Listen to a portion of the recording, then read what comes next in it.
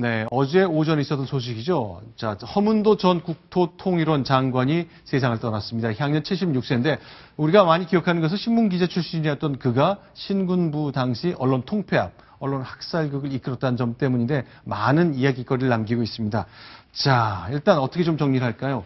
지금 여기 이제 주로 80년대 초반 상황을 얘기할 때 하는 대표적인 사례 중에 하나가 될 것 같은데 저희 동아일보 데이터베이스 에도 있고 여러 곳에 있는 곳입니다. 이게 지방신문인데 이렇게 빨간색 펜이 다 그어져 있네요. 1980년도 6월달 신문의 하나입니다. 예, 그 전남 매일신문이죠. 그 6월 2일자인데 그 당시 광주여 우리나라의 십자가여라고 하는 김준태 시인의 이 시의 3분의 2 가까이가 사실 완전히 삭제하고 잘려나간 그 표시를 우리가 볼 수 있는데요. 요 대목은 보류라고 쓰여져 있고요. 그렇습니다.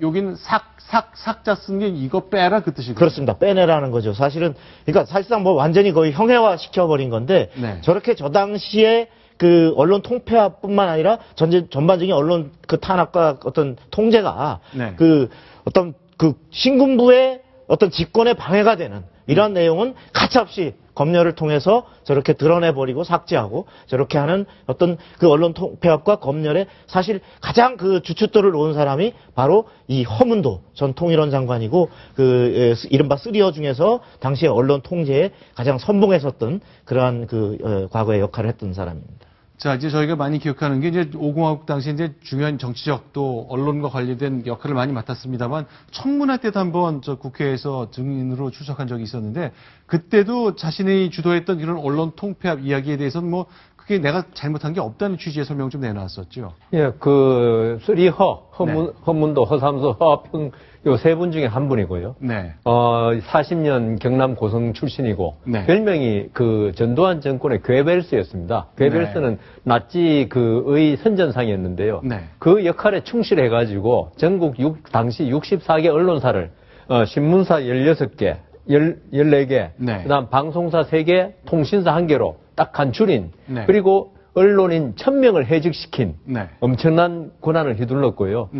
지금 아까 당시에 지금 저분이 저렇게 말씀하실 수 있는 게 당시 지방에 그 사이비 언론사가 난립해 있었는데 이거를 잘 정리했다. 그래서 제가 경남 통영에 근무할 때 고성이 관할이거든요. 가면 그때 그 고성의 그 어르신들이 이 허문도 씨를 아주 좋아하는 분들 아직 그때도 많았습니다. 90년대 초반인데. 1980년 현재 우리나라의 사이비 언론으로 분류될 법한 그 매체들 좀 있었고 행태가 좀 안 좋았던 건 또 사실이죠. 네, 그걸 정리했더니 속이 시원해야 하더라고요.